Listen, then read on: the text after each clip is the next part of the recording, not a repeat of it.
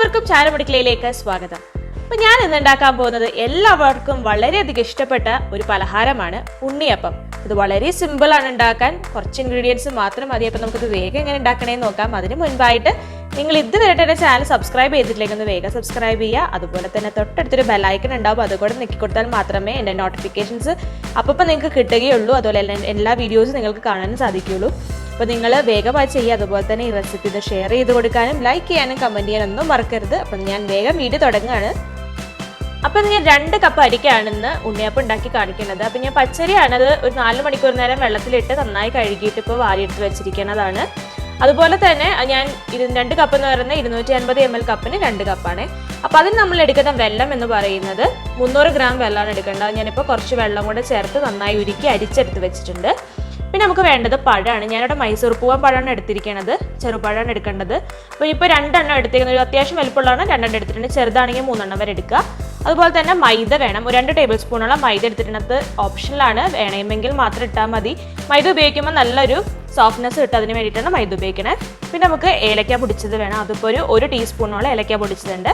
പിന്നെ നമുക്ക് അതിൻ്റെ അകത്ത് ചേർക്കാൻ വേണ്ടിയിട്ട് തേങ്ങാക്കൊത്ത് വേണം. അത് ഇത്ര വേണം, നിങ്ങൾക്ക് ഇഷ്ടമുള്ള പോലെ എടുക്കാം. ഞാനിപ്പോൾ ഒരു കാക്കാപ്പോളം തേങ്ങാക്കൊത്തും എടുത്തിട്ടുണ്ട്. അപ്പോൾ ഇത്രയും സാധനങ്ങളാണ് നമുക്ക് വേണ്ടത്. ഇനി ഇതെങ്ങനെ തയ്യാറാക്കി എടുക്കുന്നത് നോക്കാം. അപ്പോൾ നമുക്കിനി അരി എങ്ങനെ അരച്ചെടുക്കുന്നത് നോക്കാം. ഇപ്പോൾ ഞാൻ ജാറിൽ നമ്മുടെ അരി ഇട്ട് വെച്ചിട്ടുണ്ട്, മുഴുവൻ ഇട്ടിട്ടില്ല. നിങ്ങളുടെ ജാറിൽ എത്രയാണ് കൊള്ളുന്നതിനനുസരിച്ച് ഇടുക.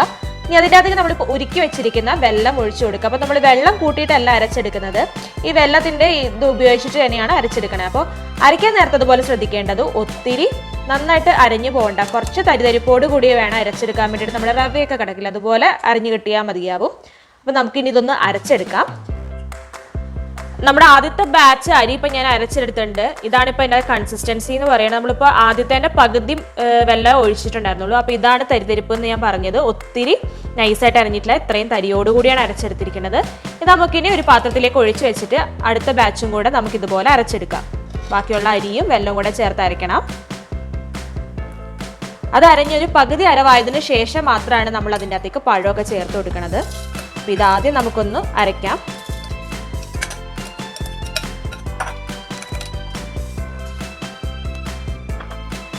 ഇപ്പം ഞാൻ പറഞ്ഞതുപോലെ ഒരു പകുതി അരവായിട്ടുണ്ട് നമ്മുടെ അരിയൊക്കെ. അതിൻ്റെ അകത്തേക്ക് നമുക്കിനി പഴം ഇട്ട് കൊടുക്കാം. ഒരു പഴം ഇട്ടിട്ടുണ്ട്, അടുത്ത പഴം കൊണ്ടിട്ട് കൊടുക്കുന്നു. അപ്പോൾ ചെറിയ പഴമാണെങ്കിൽ 3 എണ്ണം വരെ ഇടാം കേട്ടോ. ഒത്തിരി പഴം കൂടി പോയത്, പഴം കൂടി പോയിട്ടുണ്ടെങ്കിൽ എണ്ണ കുടിക്കാനുള്ള ചാൻസ് കൂടുതലാണ്. അപ്പോൾ പഴത്തിൻ്റെ വലിപ്പം അനുസരിച്ച് വേണം ഇടാൻ കേട്ടോ.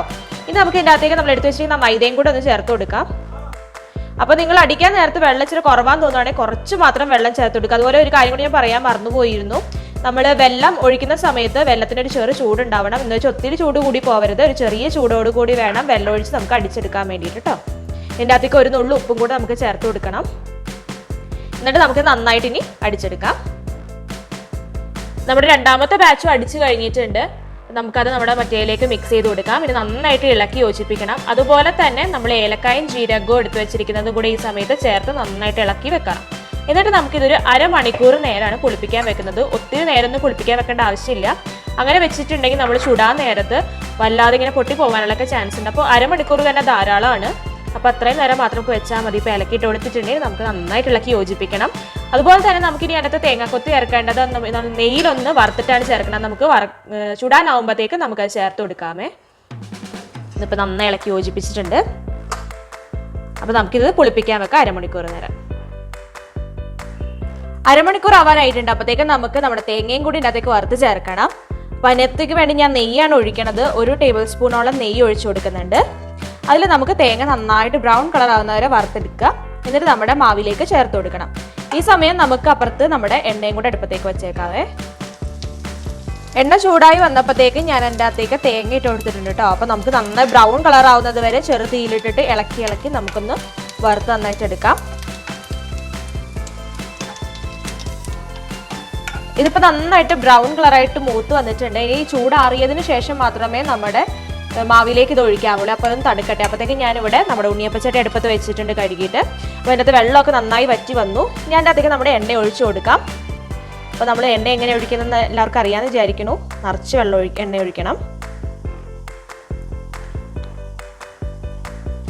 ഇനി നന്നായിട്ട് ചൂടാവുന്നത് വരെ നമുക്ക് വെയിറ്റ് ചെയ്യാം.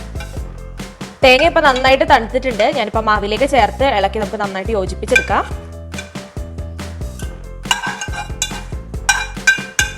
ഇപ്പോൾ പെട്ടെന്ന് തന്നെ ആവുന്നതാണ്, അധികം സമയമൊന്നും എടുക്കില്ല. നമുക്ക് പെട്ടെന്നൊക്കെ ഉണ്ടാക്കാൻ പറ്റുന്ന ഒരു ഉണ്ണിയപ്പത്തിൻ്റെ റെസിപ്പിയാണിത്. വളരെ ടേസ്റ്റിയാണ്. അതുപോലെ തന്നെ ഇതിൻ്റെ അകത്ത് എള്ള് ചേർക്കണമെന്നുണ്ടവർ എള്ള് ഈ സമയത്ത് ചേർത്ത് കൊടുക്കാവുന്നതാണ്.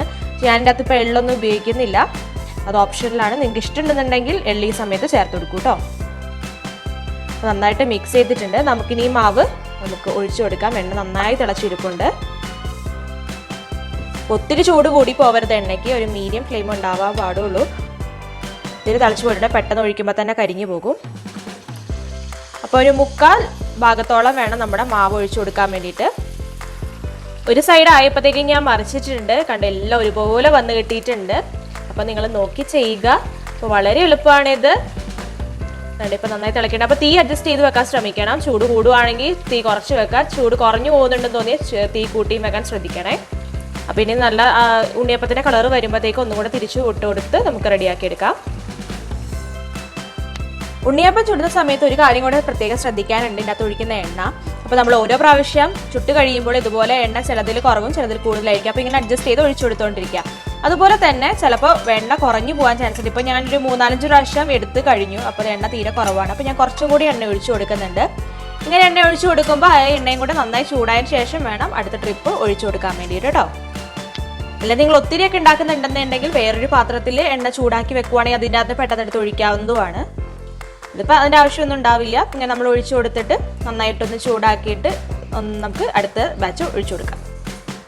വളരെ ഈസി ആയിട്ട് ഉണ്ടാക്കാൻ പറ്റുന്ന നല്ല സോഫ്റ്റ് ഉണ്ണിയപ്പം എങ്ങനെ ഉണ്ടാക്കാമെന്ന് നിങ്ങൾക്ക് എല്ലാവർക്കും മനസ്സിലായെന്ന് ഞാൻ വിചാരിക്കുന്നു. അപ്പോൾ തീർച്ചയായിട്ടും നിങ്ങളൊന്ന് ഉണ്ടാക്കി നോക്കുക. ഉണ്ടാക്കി നോക്കിയിട്ട് നിങ്ങൾ തീർച്ചയായിട്ടും കമൻസിൽ എങ്ങനെ ഉണ്ടാകുമെന്ന് തന്നെ അറിയിക്കും കൂടെ വേണം. അതുപോലെ തന്നെ നിങ്ങളുടെ അഭിപ്രായങ്ങളും നിർദ്ദേശങ്ങളും എന്നെ കമൻസ് വഴി അറിയിക്കാവുന്നതാണ്. എന്തെങ്കിലും പലഹാരങ്ങൾ ഡിഷസ് നിങ്ങൾക്ക് ഇനി കാണുന്ന ആഗ്രഹം ഉണ്ടെങ്കിൽ അതും നിങ്ങൾക്ക് അറിയിക്കാവുന്നതാണ്.